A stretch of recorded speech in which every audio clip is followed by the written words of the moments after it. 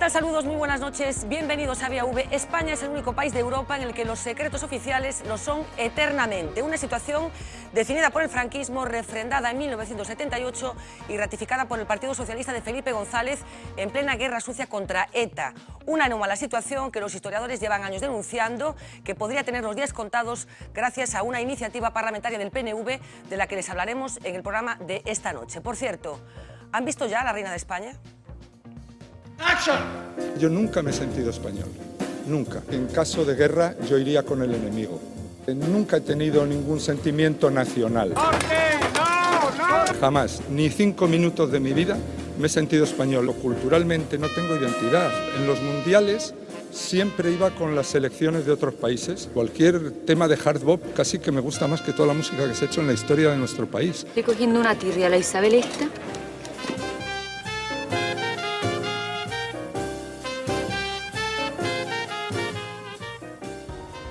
Pues hablaremos esta noche de la situación que está viviendo Fernando Trueba. Hay quien considera que su última película no está a la altura del talento del director y quien considera que está siendo boicoteado por todos aquellos que no le perdonan esas declaraciones que escuchábamos en este vídeo. Un programa en el que seguiremos enterrando a Fidel Castro. El funeral de Estado será hasta este fin de semana y en España han empezado a oírse voces de quién debería estar presente. Desde Podemos se considera que la presencia del rey emérito no es suficiente. Hay quien considera que Juan Carlos I no debería estar en Cuba. Recuerdo que al mandatario que acaba de morir lo han recibido en España autoridades de todos los signos políticos, lo han recibido, han comido, se han dado abrazos.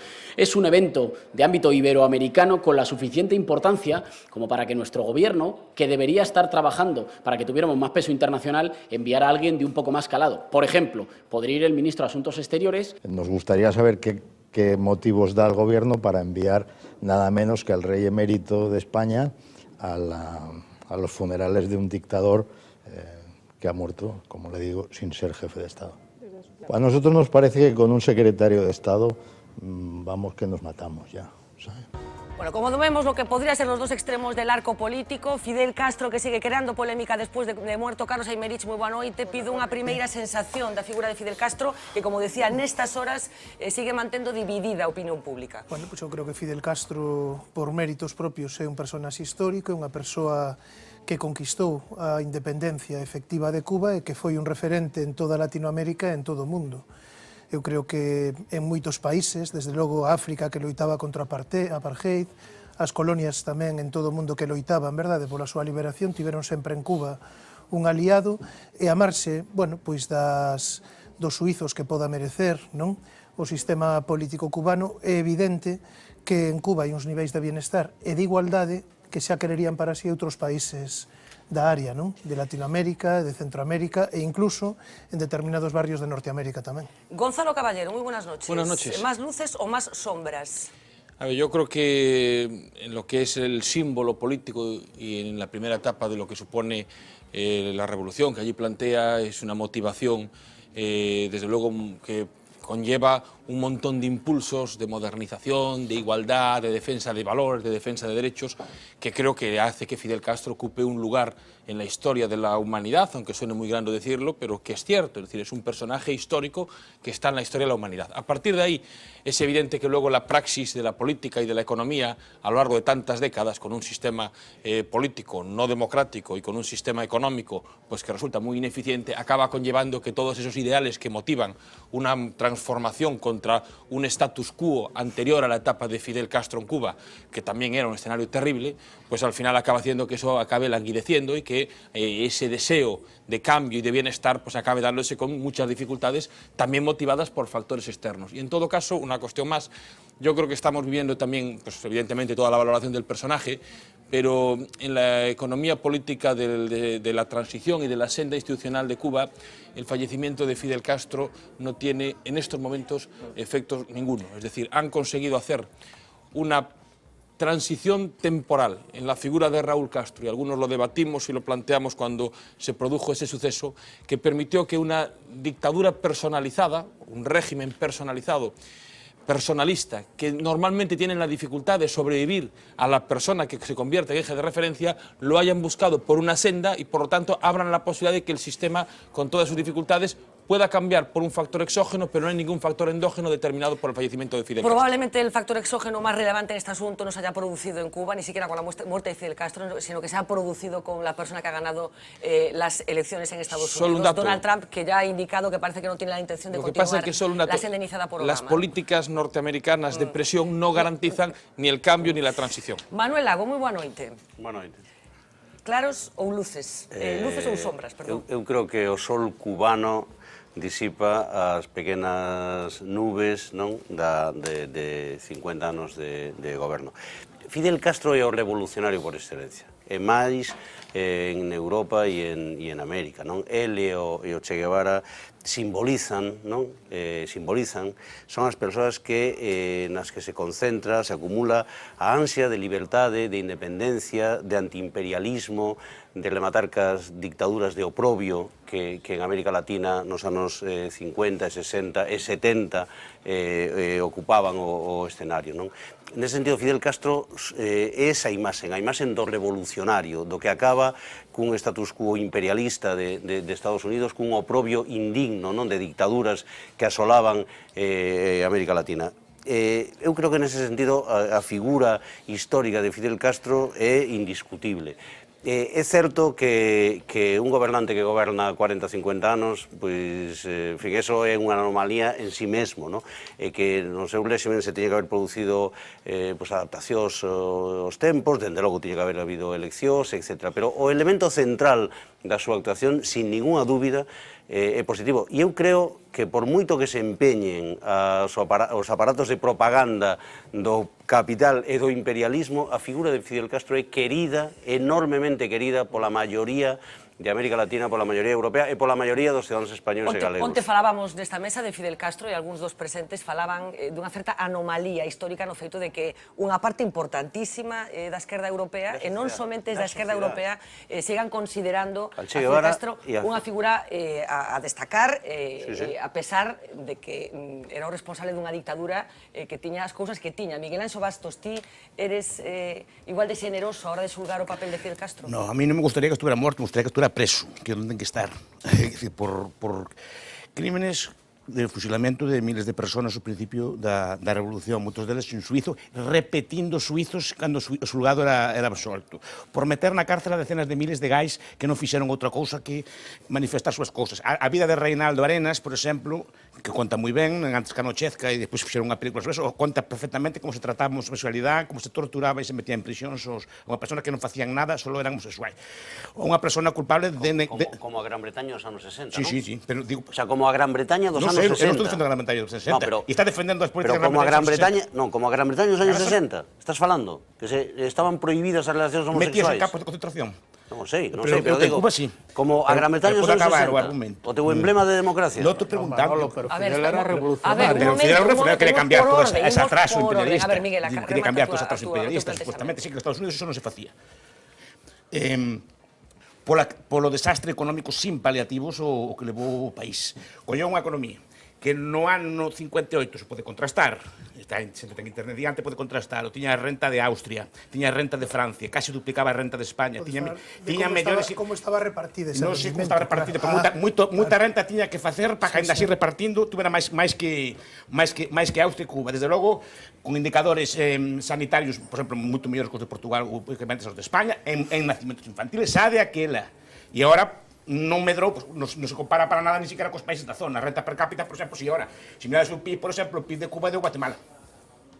Per cápita e absoluto. É dicir, ese é o logro da revolución, de transformar a Austria, un país que tiña emigración positiva de Europa a América, nun sitio onde a xente se bota a nado con tabiróns, no medio de tabiróns que os comen para escapar daquel paraíso. Non acabo de ver eu. A ver, en política eu sempre digo que non hai forma de comparar países, cada país ten os seus criterios. As persoas poden decir, valoro moito a educación cubana, quería ver que educación, escolarización teñen, que educación quero ver o que dan ali dentro, se é unha educación competitiva, se é moderna ou que sea. Pero non hai indicadores para comparar países. Algunas persoas poden valorar a sanidade, a educación, a cultura, outro tipo de cousas, non? Eu valoro a donde quere ir a xente. Se unha persoa ten que marchar do seu país, a donde emigra. E veo que os mexicanos, os guatemaltecos, cando falo con eles, cando vou ali ou así, ningún quere ir a Cuba. O que me contan de Cuba os que foron ali é terrorífico. É dicir, que país ofrecendo as súas nenas para a prostitución por comprar unhas medicinas. Pero eso me dicen todos. Pero eles dicen, pero eles contando con cachondeo dicindo que fueron allí. Por eso. Pero eso non con moita frecuencia. Ese é o logro da revolución. Sí, en Cuba había prostitución antes da caída do comunismo, efectivamente. Pero que haya prostitución non quer dizer que haya pobreza. Prostitución, por exemplo, hai en Las Vegas. Prostitución hai, por exemplo, en Marbella. Prostitución hai muchos sitios, nos sitios onde hai diversión hai prostitución. O que pasa con a prostituta, e iso digo estadísticas, nos tempos de antes da revolución cobraba o mismo con a prostituta de Nova Orleans. Hoxe en día se venden por uns céntimos. Eso é a revolución, que prostituirse por unhas medias, prostituirse por unha caixa de ibuprofeno non lle veo moito futuro eu Está claro que hai as revolución. posicións contrapostas na mesa. Julio Sequeiros, non sei onde estás ti, na parte de aquí ou na parte de aquí. No, yo no. Decir, vamos a ver, o sea, yo aquí diferenciaría, digamos, lo atractivo del personaje, ¿no? Es decir, es un personaje explosivo, o sea, como personalidad, ¿no? A mí me encantaría conocerlo y... Bueno, creo que llegas tarde ya. Sí, llego tarde, ¿no? Como a tantas otras cosas. Ahora, lo que es, digamos, el juicio político, es decir, hay una cosa que me da la impresión que es un mérito suyo, personal, que es el haberse convertido en el icono de la izquierda culta, y del antiamericanismo, tanto de derecha como de izquierda. A mí hay una anécdota que me gustaría, o sea, todo ese amor de Fraga por Fidel Castro. O sea, por Fidel Castro viene dado cuando en el referéndum de la OTAN, Alianza Popular o el Partido Popular ya en aquel momento, se abstiene. O incluso llega a pedir el voto que no a la entrada de España en la OTAN. Parece ser que el rebote de la embajada americana en España y de la Casa Blanca fue descomunal, machacaron a Fraga como consecuencia de eso todo lo que pudieron, y el Fraga se pega la pataleta cogiendo del brazo a Fidel en Cuba. Ahora, lo que es, digamos, es el fracaso, o sea, Cuba, aparte del personaje, es el fracaso de toda una política económica desde el año 59 hasta ahora. Es decir, es más de medio siglo. Es decir, tú no puedes tener un país tan atrasado, tan tercermundista, y estuve varias veces en Cuba y sé de lo que hablo, con la disculpa de que eso es, digamos, son los americanos, es el tema del embargo, diciendo que, mire, en 50 o en 60 años tiene usted el tiempo suficiente como para poder solucionar eso. Y después, digamos, o sea, cómo Cuba sobrevive, digamos, en el mundo. Fundamentalmente en una primera etapa, porque era su posición geográfica era muy interesante para la Unión Soviética, y la estaba alimentando, Cuba estaba siendo alimentada por la Unión Soviética, y en una segunda etapa, ya la desesperada, cuando se engancha con Venezuela. O sea, con Venezuela. Es decir, a mí me parece que, hombre, el personaje yo lo salvo, ¿no? Es un personaje de leyenda, es una especie de Robin Hood. Ahora, lo que hizo es, por lo menos a mi juicio, incluso en los derechos civiles, ¿no? Como decía Bastos, manifiestamente mejorable. Vamos a tener unos minutos todavía para hablar de Fidel. Hablabas de esa fascinación a la izquierda y a la derecha. Hay que recordar, se recordaba ayer que cuando se murió Francisco Franco en el año 75, Fidel decretó 3 días de luto en Cuba. 3 días de luto oficial en Cuba con la muerte de Francisco Blanco. Manuel Fernández Blanco, muy buenas noches. Buenas noches, Fernando. Francisco Franco. No, Manuel Fernández Blanco. Ya, pero dijiste con la muerte. En fin. Manuel Fernández Blanco, muy buenas noches. ¿Cuál es tu punto de vista en relación con el personaje? Vamos a ver. En primer lugar, yo creo que sí, es un símbolo de una época del antiimperialismo. Yo diría que es una gran figura, menos unas cuantas décadas. Realmente habría pasado a la historia de otra manera si, después de haber hecho la revolución, de haber expulsado a Batista, al dictador, de haber dignificado la sociedad cubana, hubiera convocado unas elecciones... Se comparaba aquí con la revolución de los claveles ayer, ¿no? Exactamente, que hubiera dado lugar a un proceso democrático. El tema de Fidel Castro despierta pasiones, lo vemos en esta mesa. Probablemente porque hay algo que nos toca a todos, incluso en nuestra propia historia. Yo he tenido el póster del Che colgado en mi habitación, he tenido las obras del Che, de Fidel, las he leído más de una vez en una cierta época, la historia de la revolución, de la época de Sierra Maestra, y hay una épica revolucionaria ahí. el Che se salvó haciéndose matar. Y algo de la pulsión de muerte le dominaba en ese sentido, no se quedó en la burocracia cubana como ministro, se fue a hacer la revolución, primero a África, luego a Bolivia, incluso en unas condiciones claramente desfavorables. Es decir, que hay algo de la pulsión de muerte que lo animaba. Entonces, Fidel Castro yo creo que pudo mantenerse gracias a Estados Unidos, ¿no? Justo Fidel Castro lo justificaban todos los golpes de Estado que promocionó la CIA en muchos países de Latinoamérica, etc. Con esa lógica funcionando, lógicamente, él tenía un argumento y una defensa frente a unos intentos absolutamente imperialistas y contrarios a todos los derechos humanos que representaba el imperialismo americano. Y esto fue la gran justificación, ¿no? Entonces, yo creo que, como todos vivimos eso, muchos de nosotros en la juventud, a veces forma parte de nuestra justificación existencial. Y dimitir de ese ideal nos resulta difícil. Pero yo creo que aquí hay que hacer un esfuerzo de reflexión. Es decir, nunca un hombre o una mujer de izquierdas puede defender la ausencia de elecciones libres en un país. Es decir, nunca se puede defender la represión de los disidentes, y mucho menos este tipo de ejemplo que, por ejemplo, que ponía Miguel Anxo, ¿no? de los gays y demás. Es verdad que en esa época se reprimían en muchos países democracias occidentales, sí, pero no era un revolucionario. Si es un revolucionario, hace la revolución, ¿no? No había mujeres guerrilleras. Cuando en los ejércitos occidentales no había mujeres. Claro, pues si la haces en todo, ¿no? Entonces creo que no debemos justificar en base al mito. Y además, hay siempre una tendencia a la degradación cuando alguien se perpetúa en el poder, es inevitable. Y muchas revoluciones que hemos apoyado, la revolución sandinista, por ejemplo, también vemos en qué ha quedado. No vamos a defender ahora a Ortega y su familia, ¿no? Cuando, digamos, los argumentos para la revolución sandinista eran todos, tantos o más que la cubana, ¿no? Y el apoyo que nos merecía era absoluto. Bien, entonces, cuando vale, vale. Y cuando deja de valer, deja de valer. Cuando deja de valer, la crítica debe ser igualmente... contundente. Dejadme, os voy a escuchar enseguida con, yo creo que apelaciones bastante directas, algunas de las cosas que previamente a Manuel se habían escuchado, pero hablaba de que los funerales de Estado van a ser el fin de semana, con esa polémica aquí en España de quién tiene que ir a Cuba. Quien no va a estar seguro es una de las hermanas de Fidel Castro. Se sabe no mucho de la familia de Fidel, es uno de los secretos que bueno, pulularon en torno al personaje, pero tuvo familia, tuvo muchos hijos, estos son algunos de ellos.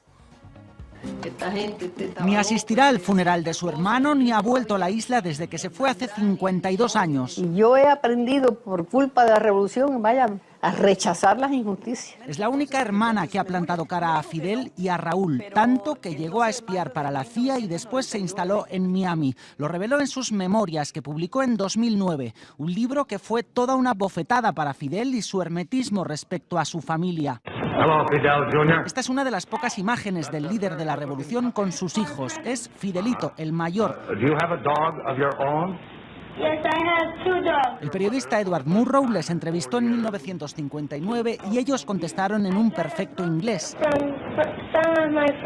Fidelito es hoy, con 67 años, una réplica de su padre y el único de sus hijos que ha formado parte del gobierno cubano. Fue secretario de la Comisión de Energía Nuclear. Su madre era Mirta Díaz Balart. Fidel la conoció en la facultad y se casó con ella en 1948. El comandante solo contraería matrimonio una vez más, con esta mujer, Delia Soto del Valle, maestra de profesión. Con ella tuvo 5 hijos. Antonio, médico y consumado golfista, 47 años, es uno de ellos. Alex, fotógrafo, es otro. Nosotros aquí en Cuba no tenemos dinastía. Por tanto, el poder no va a pasar a la familia. Fidel tuvo 9 hijos en total, aunque a uno nunca lo reconoció oficialmente. Todos viven en Cuba, salvo ella, Alina. Fue un padre muy ausente, ¿no? Pero es que a la vez era un padre omnipresente.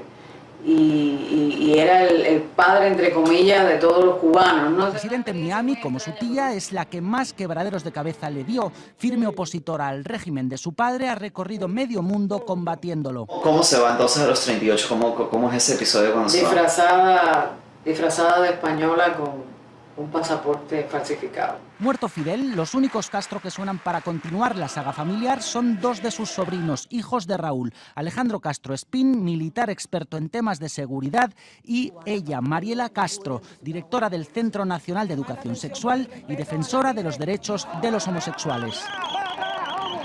Bueno, esta es un poco la estirpe de los Castro, todos esos hijos que ha tenido. Efectivamente, Alina Castro es una de las más conocidas, opositora al régimen de su padre, y también la hermana que vive en Miami. Había una pregunta concreta por parte de Manuel Lago, no a ti directamente, pero se podía entender cómo desde una posición de izquierda se puede justificar un país en el que no hay elecciones. Eu non o justifico. Eu estou de acordo con Manuel. Desde unha posición de izquierdas non se pode justificar que non existan eleccións, claramente. O sea, eu creo que o que define a esquerda na que eu creo, é a democracia, a loita pola democracia. É un sinal de identidade extraordinario. E eu creo que esa crítica é evidente. O sea, eu non estaba de acordo con que en Cuba non houbera eleccións, en que en Cuba se reprimieran no mesmo que na Gran Bretaña, porque cando un analiza un país nos anos 60 ou 70, ten que saber cal é o entorno do que está ocurrindo. Sí, non o mesmo. Sí, non. O decía neste tema porque hoxe en Cuba non hai homosexuais presos. Estaban no momento en que estaban presos en todas as democracias occidentais, porque era unha cultura, igual que non había matrimonios homosexuais, etc. Non se pode medir cos gafas de 2016 a realidade de 1960 ou de 1970, pois son distintas. Sí, pero falaba de outro dos argumentos que sempre se pon. Con Batista, Cuba era gran prostíbulo de Estados Unidos. Nestes momentos todos sabemos o que está acontecendo na prostitución en Cuba. Quería contestar de Manuel. O sea, eu creo que o grandísimo erro, porque o Frente Sandinista de Liberación Nacional o de Nicaragua fixo outra cousa, fixo eleccións e as perdeu, e houve un goberno diferente, e logo volveu a ganar as eleccións. E eu creo que Fidel, que tiña unha simpatía enorme nacional cubana, hubiera ganado por maioría absoluta moitos procesos electorais, moitos, e é posible que algún o perdera, pero sería o gran partido de oposición, e non entendo por que non o fixo. Eu estou radicalmente en contra de unha sociedade na que non existe liberdades democráticas, donde non existen eleccións, etc. E iso é unha eiva. Prensa libre, libertad de expresión. Sí, absolutamente. Prensa libre e libertad de expresión, efectivamente. Non só que os medios de comunicación sexan dun señor, de Berlusconi, en Italia. Por exemplo, ali non hai prensa libre, porque son todo propiedad de un oligarca, ¿no? Eu estou a favor da prensa libre, absolutamente, tamén en Cuba. E eu, eso son as nubes que eu digo que enturbian ese proceso. Estou de acordo con Manuel en que non pode haber un gobernante, non pode haber un gobernante 50 anos, 40 anos nun país. Eso é unha anomalía de funcionamento, e eso só pode producir distorsión no funcionamento. Creo que eso ten que entenderse, e él lo decía, ten que entenderse en determinados contextos históricos. O século XX é un século cheo de tensións. En Cuba estaba sendo agredida, invadida, atacada de forma permanente por un xigante militar como era Estados Unidos. E a sociedade cubana estuvo en actitud de guerra permanente durante cantos anos? 15 anos, non? 15 anos, quero dicir que cando se fala de que houbo, que seguro que si, eu estou en contra, fusilamentos, o que estamos falando é da Bahía de Cochinos. Sabedes cantos atentados organizou a CIA, cantos atentados organizou a CIA a Fidel Castro? Cantos? 700 en Cuba, 700 atentados. Temos un país, Estados Unidos, que organiza 700 atentados contra o dirixente de un país independente e libre. E iso que é? É unha democracia Estados Unidos, é un Estado respetable Estados Unidos que organiza atentados para asesinar ao xefe dun Estado. Estamos falando... ¿Tú te crees realmente eso, Manolo? 700 atentados documentados en 60 años. Documentados. O sea, tocan a cuánto, a 10 atentados al año, toca uno al mes. Documentados. Es decir, coño, o la CIA son idiotas, que seguramente sí, o joder. Julio, documentados. Eso forma parte de la leyenda, hombre. A ver, Gonzalo me pedía paso. A ver, el tema de Cuba es un tema muy controvertido por lo y vamos a ir acabando ya porque es que ¿no? nos podemos meter aquí. Y yo creo que en todo este tipo de cuestiones hay que hablar con trazo muy fino y saber diferenciar las distintas cuestiones y especialmente diferenciar también las distintas etapas que ha habido en el régimen.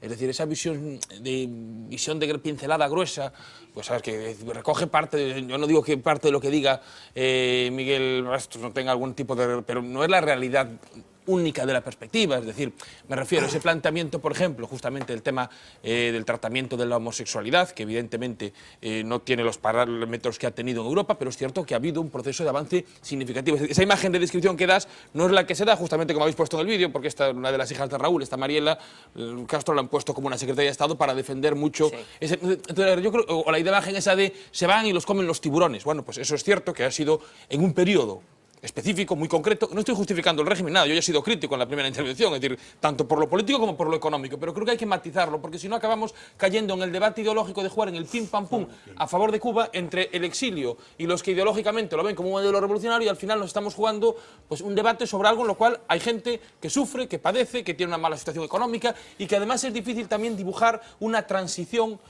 tanto en lo político como en lo económico. Es decir, podemos saber todo lo que falla, no hay democracia, el modelo económico es ineficiente, no han sido capaces de abrirlo. Cuando empezaron a hacer en los 90 con el ministro Carlos Laje las primeras reformas tuvieron que dar marcha atrás. Ahora de nuevo Raúl ha sido mucho más aperturista que Fidel, la gente no le tenía simpatía a Raúl, pero ahora empieza a percibir que Raúl ha tenido una mayor praxis en la política económica que lo que tenía Fidel. En todo caso, eso no acaba de despegar, pero la transición es muy compleja para garantizar. Es decir, es cierto que los datos son muy negativos en muchas cuestiones, pero también para ver, es decir, hay datos, como decía, del PIB, podemos ver muchos datos, pero también tenemos, por ejemplo, una población con una esperanza de vida que está cerca de los 80 años, ¿no? Esto no es lo más común en Latinoamérica, donde podemos comparar, ni si vemos, por ejemplo, el indicador de desarrollo humano, que es cierto que tiene un déficit importante, que no valora el déficit democrático, es decir, la gente además de tener desarrollo humano quiere tener libertad política y votar, y eso siempre queda, pero en el desarrollo humano, que sabemos que mide la formación, la sanidad y demás, pues bueno, ha estado en el indicador en el 40 y tantos durante años, ha habido un retroceso hasta el año, hacia el nivel 60, pero desde luego por encima de países como Colombia, como Ecuador, como la mayoría de América Latina. Es cierto que no es comparable porque el nivel de desarrollo, de PIB que había cuando Fidel hace la revolución, era distinto al que había en otros lugares, pero también con unos parámetros de desigualdad perversos. Es decir, es cierto que en otro contexto social, en los años 50, pero en el cual había una jerarquía de la mafia, que se quedan con todo, y también pues todo lo que estamos planteando, esta idea de la prostitución, como hay en otros muchos lugares de América Latina, y que además esa imagen que se ha dado, que coincide justamente toda esa imagen más perversa, que es cuando peor estuvo, ahora está mal la situación, pero cuando peor estuvo fue en lo que le llaman el periodo especial, es decir, cuando se cae la CAM, es decir, los países de la órbita soviética, y lo que hacía la órbita soviética era pagarle el azúcar a un precio por encima del precio de mercado y drenaba fondos hacia el sistema cubano, que por lo tanto tenía una cantidad de recursos excedentes, aunque fuese ineficiente y no consiguiese importar, porque el mayor problema es, entre otros, fundamentalmente la energía, es decir, hay que comprar energía en divisas, y eso o lo hacen así o con el pequeño parche de Venezuela, pero que es un parche menor. Pero en todo caso, yo que digo, si toda esta ideología que hay de los que lo defienden férreamente y de los que lo atacan férreamente, nos estamos olvidando de que este tipo de debates no lo hay con ese tipo de ferocidad sobre otros lugares que tienen situaciones democráticas y económicas similares, por ejemplo, los Emiratos Árabes. Pues bueno, el debate que hay del sistema político allí, y hay una mayor connivencia muchas veces. Entonces, es un tema que yo creo que hay que hablarlo con detalle de los periodos, y además con una cuestión de que si lo centramos y convertimos a Cuba en los amores y odios de una población, estamos jugándonos con una solución para el país que tiene que buscar una transición democrática y mayor eficiencia económica sin perder lo que pueda haber de avances e igualdad en la sanidad, en la educación. Yo ya sé que como generacionalmente os toca mucho este tema, algunos de vosotros, pues, pero va a ser breve. O sea que Carlos, y de verdad que quiero pasar a otro asunto. Venga. Vamos a ver, eleccións en Cuba hai. O que non hai, claro, a ver, hai que decirlo, o que non hai é pluripartidismo. Eu pregúntome se nos Estados Unidos hai eleccións se hai realmente alternativas políticas, claro. E que tamén tenemos que empezar a ver esas cousas. Non me gusta o sistema cubano nese sentido. Quizáis, se o que a revolución era inicialmente, verdade, porque apelaba a José Martí aos principios republicanos, porque en certo modo Batista o que fixo foi, bueno, pois deturpar un movimento que houve tamén en Cuba no ano 48, unha constitución democrática, republicana, quizáis había un déficit deses principios republicanos, da limitación de mandatos, de toda unha serie de cuestións. Agora, apelando ao que decía Manuel, claro, efectivamente, un revolucionario non pode decir ou non pode poñer como comparación o que pasa en países que non son tais. Tamén que lle estean dando leccións de democracia a Cuba determinados países, home, pois é curioso, non? É bastante curioso. E, home, A democracia, tal como se entende, está moi ben. Eu pregúntome se moitas das eleccións que hai en Centroamérica ou en países de Latinoamérica realmente hai alternativas electorais. Se realmente hai unha verdadeira democracia e pregúntome se para que a xente poda escoller libremente non ten que haber unha igualdade básica que en Cuba, o nivel que sexa, pero en Cuba existe. Estamos falando dun home de 90 anos, dunha illa pequeniña ali no medio do Caribe que sigue provocando tantas paixóns mesmo cando está sendo enterrado. E pido vos xa para rematar este asunto. Venga, Julio, creo que me pedías ti tamén, veña. Hombre, yo lo que quería decir es que lo que es importante, por lo menos tal y como yo lo veo, es que puede pasar en Cuba a partir de ahora, ¿no?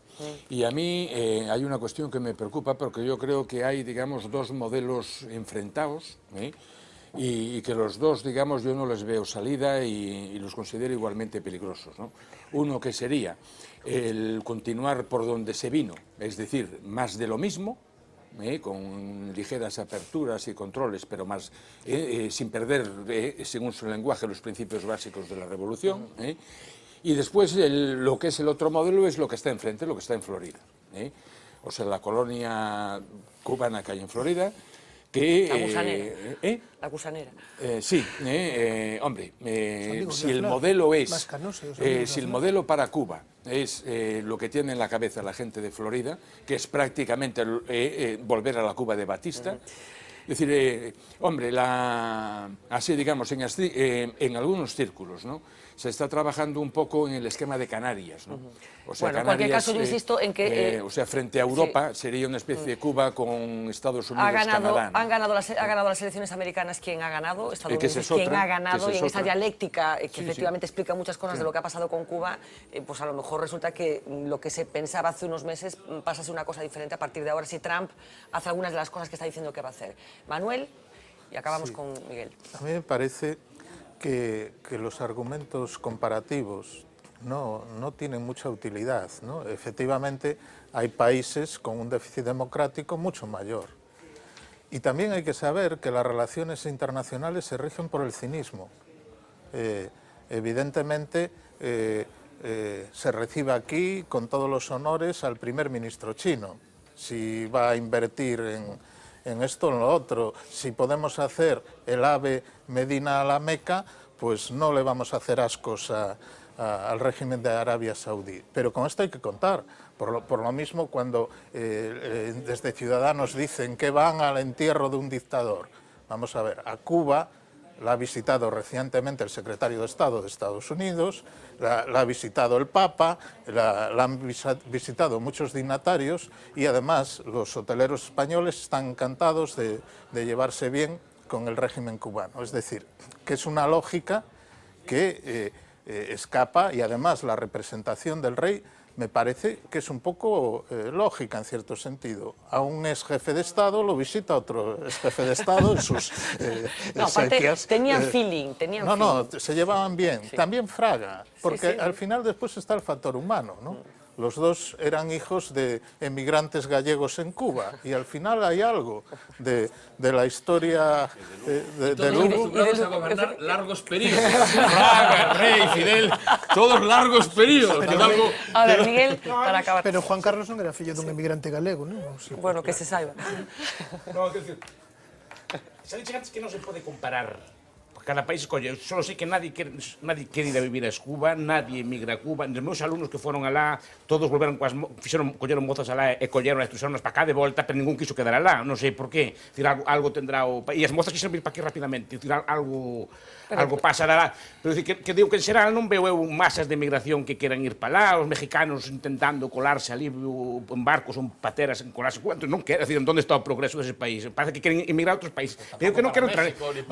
Pues por eso digo que non queren ir a Estados Unidos. Por lo visto para España tampouco, e que se te parece que solo está quería marchando. comentar que a Trump, sin facer nada, o que lle caiu en riba, aos insultos que levou, a prensa toda en contra, e un señor que o sepa non fixo nada, quitando algo que non quero ser agresivo, porque non tampouco, efectivamente, non é en plan. O señor que non fixo nada de proveito, o único que fixo é berrar, expandir guerras por todo o mundo.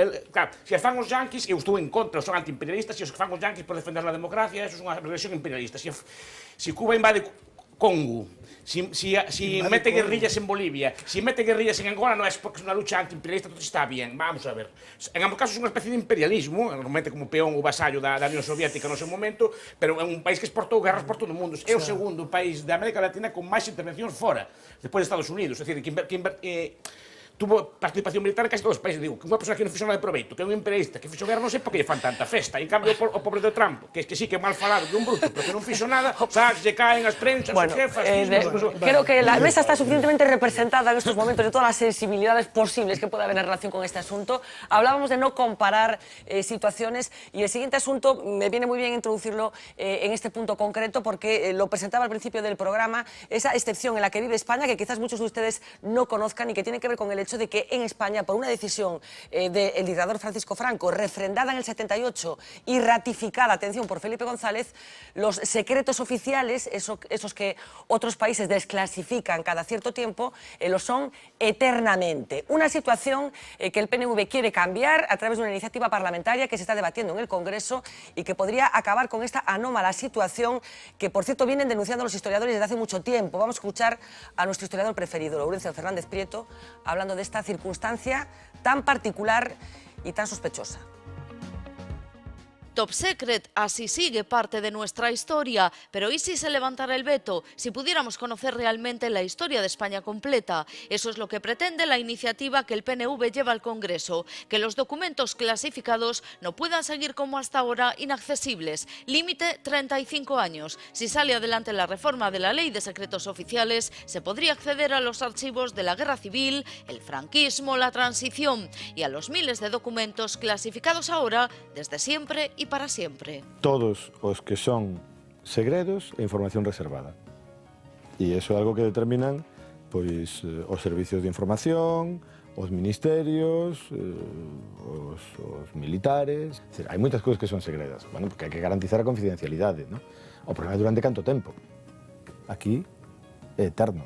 Cando algo se clasificou, é eterno. Estamos acostumbrados a que un ve o límite de 50 anos, 25 anos, 10 anos, según o tipo de información. A información da CIA se desclasifica, a información do Foreign Office, do MI6, do MI5. En algúns casos hai informacións moi especiais que están hasta 70 anos incluso, ¿no? Ultra secretas. O que é español non, digamos, nin pola vía extraoficial, nin pola vía oficial. É dicir, está todo clasificado. O que significa que nós podemos consultar o que alguén lle deixou ao seu fillo que a mellor é o noso veciño nun testamento en 1915, pero non podemos ver como historiadores unha documentación de 1915 referida á Primeira Guerra Mundial e ao papel de España na Primeira Guerra Mundial. Anormal. E é que a Lei de Secretos Oficiais, tal como funciona no caso español, non ten parangón con ningún país democrático. Por lo tanto, remite directamente ao franquismo, a unha norma do ano 68 e a unha reforma que se fai no 78 antes da Constitución. E a unha decisión que toma o Consello de Ministros en época de Felipe González, na época do GAL, que, digamos, santifica a clasificación ad eternum de todo o que este como información clasificada e reservada, que ten que ver con aquel momento especial, coa loita contra ETA, coa guerra sucia previsiblemente dos poderes do Estado, etcétera, etcétera, ¿no? Pero aquilo nunca o moveu ninguén, e aquí seguimos con todo clasificado eternamente e desde sempre. E isto que significa para os historiadores? Pois significa solamente unha das caras do desprecio que hai en España, en xeral, pola historia. O sea, o que está clasificado non se pode tocar, simplemente. Que hai detrás desto? Bueno, hai un pasado incómodo. Temos un pasado incómodo que preferimos non ver. Non é tanto reescribir como escribir. É que o problema é que hai parte da historia que nunca escribimos. Como facemos unha discusión con coñecemento de causa sin se nos impide o acceso ás fontes do coñecemento? O mismo que nos oculta esa información, o ministro X nos está dicindo cal é a versión. Isto non é máis que, digamos, a demostración empírica de canto de franquismo seguimos herdando. Bueno, a mí me parece unha situación increíble, que teño a sensación de que moita xente descoñece que é así, esas datas 1968, 1978, anos 80, 90, cando Felipe González decide prorrogar esa circunstancia anómala en calquera democracia. Eses secretos oficiais eternos, querese decir que non sabemos os documentos que hai, por exemplo, da transición, da tantas veces fala da transición, Carlos. No, e mesmo hai outra data, que é o 2013, porque no 2013, en decembro, promulgas unha lei de transparencia, e esa lei de transparencia, quero dicir, mantén en vigor, establece como excepción a esa obriga de publicidade e de transparencia precisamente os documentos clasificados. Claro, que fai a lei española franquista de 1968 é dicir que o órgano que acordou, e aquí non é só o Consello de Ministros, o Estado Maior, etcétera, etcétera, a desclasificación ten que ser acordada expresamente polo mesmo órgano que acordou esa clasificación como reservado, etcétera. Entón, claro, desclasificacións nunca hai. Se a isto lle sumamos que, ao parecer, en plena transición, o ministro do Interior, Martín Villa, isto conta Gregorio Morán, por exemplo, en algún libro, ordenou, e así se fixo, pois queimar arquivos, queimar expresamente un volumen importante de documentos que tiñan que ver, por exemplo, co Tribunal de Orde Pública e outros, para que non constasen certas cousas.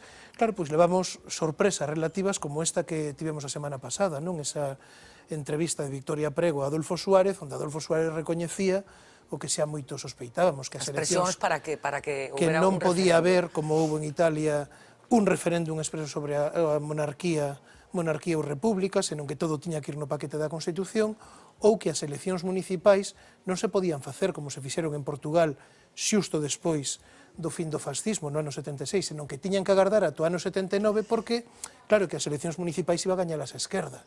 E xa sabíamos o que pasou no ano 31, non? Bueno, todo iso eu creo que hai dereito a que o saibamos, porque que está sucedendo? Está sucedendo que moitos herdeiros en sentido biolóxico, en sentido político e en sentido económico, porque agora sabemos de onde veñen as fortunas, verdade, de algúns, estánse opoñendo a que isto se saiba, ou incluso están demandando a historiadores, porque cando se empeza, verdade, a exhumar a verdade sobre a represión posterior á Guerra Civil, pois hai herdeiros que están, aquí en Galiza sucedeu con Dionisio Pereira e con outros, demandando a historiadores exixindo que se borren certos nomes ou que certos nomes non aparezan. Entón, claro, Lourenzo fala de, cando nos preguntamos que queda de franquismo en España, isto é un exemplo do franquismo que queda, non sei se concordas, Gonzalo, con esa interpretación que Lourenzo fai dunha circunstancia, insisto, anómala nun país democrático e, desde logo, unha excepción absoluta no noso entorno. Bueno, yo no sé si es una muestra de la herencia del franquismo, es decir, no digo que no, porque al final el cambio institucional es un cambio institucional que lleva muchos elementos y que evidentemente hay una transición y que todo se viene de algún momento. No estoy diciendo que no pueda haber, claro, muchas cuestiones, claro, si tú me quieres decir que también el sistema democrático pues hereda el modelo que hemos elegido, que se ha establecido en España, viene del franquismo, pues todo hay una senda de cambio institucional que lo marca. No estoy entrando en la cuestión. Yo creo que si toca reformar la ley hay que reformarla, hay que poner en todo caso. Pero a ti no te sugiere nada que tantos años después de la muerte de Franco siga sucediendo esto. Claro, yo creo que es evidente que no sepamos qué documentos oficiales hay en relación con la transición, por ejemplo. Bueno, es evidente que en los países, por cuestiones diplomáticas, de secretos y demás, hay informaciones reservadas. No, hombre, pero estamos hablando de que en todos llega un momento que caduca esa... Lo que estoy diciendo es que es cierto que eso haya caducado, creo que a estas alturas que haya caducado bien, pero no me extraña en el sentido de que en el momento en que el sistema busca una forma de asentarse y de consolidarse, establece mecanismos de protección que intentan plantear eso. Y de hecho, lo que estamos ahora viendo es cuántos años es lo que habrá que poner. Ahora, el PNV ha hecho un planteamiento y plantea pues 25, en otros países hay 35. Sí, bueno, pues eso es lo que habrá que plantear. Yo, en este momento a mí lo que me llama la atención es que en el año 2016... Bueno, pero de acuerdo a otros países... Llegamos a esta situación. En Alemania se pode acceder aos arquivos de Stasi. Bueno, yo creo que en alguno de ellos he leído estos días que están, por ejemplo, con 35 años. Claro, pues aquí años. estamos hablando eternos son. No, pero lo que estoy diciendo es que tú dices, si el sistema estableciéramos que es de los 35 años que hay en otros países, pues de la transición aquí, pues claro que tocaría pasar. Es decir, hay que cambiarlo y hay que establecerlo. Creo que esto, es decir, creo que es una cuestión importante, que haya transparencia y que se abra, pero tampoco sé si tiene que ser 25. Que toda esa etapa, hoy por hoy, debe ser pública, notoria. Lo tengo claro. Que la etapa, de la primera etapa, lo que yo creo que también es muy fácil esto de plantear el escenario de todo que se sepa en todo momento y a la vez suponemos que eso tampoco es lo que estamos planteando. No, es que no se está planteando esto, ni siquiera los historiadores plantean esto. Lo que plantean es que los secretos oficiales caduquen, como caducan en todas las democracias, estableciendo... Lo que hay que establecer es una modificación de la ley, que yo creo que la mayoría parlamentaria ha aprobado, y lo que estoy diciendo es que creo que esto no da más que para modificar la ley, abrir todo tipo de documentos y plantearlo. Que esto supone una herencia del sistema. Todo el sistema, es decir, el modelo que ha venido lo podemos derivar todo de donde veníamos. Esto, como tantas herencias que hay, de mil cuestiones que hay, pero no creo que esta sea la mayor prioridad del país. Y sé que cuando esto lo digo, bueno, me parece bien. Yo lo que digo, en la agenda de prioridades que yo me planteo para este país... Pero es que esto no es ninguna prioridad, es simplemente que se haga un trámite parlamentario y que se apruebe, no ocupa más. Eso estoy diciendo que hay que aprobarlo. Hay que ver después cómo ese trámite se va a marcar en la ley, que puede ser con 35, con 25, sí, no sé, pero si alguien aquí me puede decir si deben ser 25 o 35 años. Supongo que depende del secreto. Yo no tengo ese conocimiento de causa. Quiero decir, déjame, es que tengo que hacer... Espera, os escucho enseguida a ver si os parece también una cosa que no es prioritaria ni importante o que indica algo, sugiere algo del país en el que todavía estamos, ese franquismo sociológico del que de alguna forma hablaba Lorenzo Fernández Prieto. Pero no se vaya, va a ser después de esta pausa publicitaria, está muy interesante, seguro que aprendemos mucho de lo que nos dice.